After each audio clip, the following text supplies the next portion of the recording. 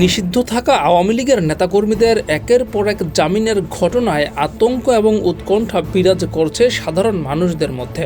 ক্ষমতায় আসার পর বিএনপি আওয়ামী লীগের নেতাদের পানির স্রোতের মতো জামিন দিচ্ছে বলেই অভিযোগ করছেন অনেকেই। জুলাই অভ্যুত্থানে ছাত্র জনতাকে গুলি করে হত্যা, নির্যাতন এবং তার আগে দীর্ঘ শাসনামলে বিরোধী দলের নেতাকর্মীদের বিরুদ্ধে দমন পীড়ন চালিয়েছিল আওয়ামী লীগের নেতাকর্মীরা। সেই সঙ্গে চাঁদাবাজি, দখলবাজি, টেন্ডারবাজি, ধর্ষণের মতো ঘটনা ছিল নিত্যদিনের ব্যাপার। এই অত্যাচারের হাত থেকে বাঁচার জন্য মানুষ জুলাই অভ্যুত্থানের রাস্তায় নেমে আসে এবং আওয়ামী লীগের পতন ঘটায়। অথচ বিএনপি ক্ষমতায় এসে সেই আওয়ামী লীগের খুনি সন্ত্রাসী নেতাকর্মীদের পানির স্রোতের মতো জামিন দিচ্ছে, যা প্রচুর সমালোচনার জন্ম দিয়েছে রাজনৈতিক অঙ্গনে।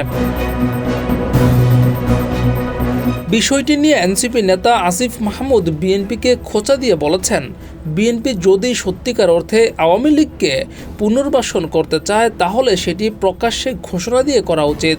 মুখে এক কথা আর বাস্তবে ভিন্ন আচরণ, এটি গ্রহণযোগ্য নয়।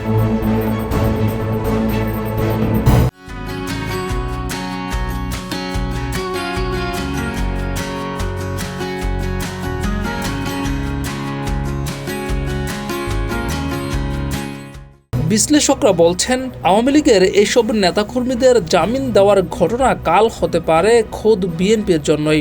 জামিনে বেরিয়ে আসা এসব সন্ত্রাসী অপরাধীরা আবার যখন অপকর্ম করবে তখন তার দায় বিএনপির উপরেই আসবে। ডেস্ক রিপোর্ট, যুগের চিন্তা।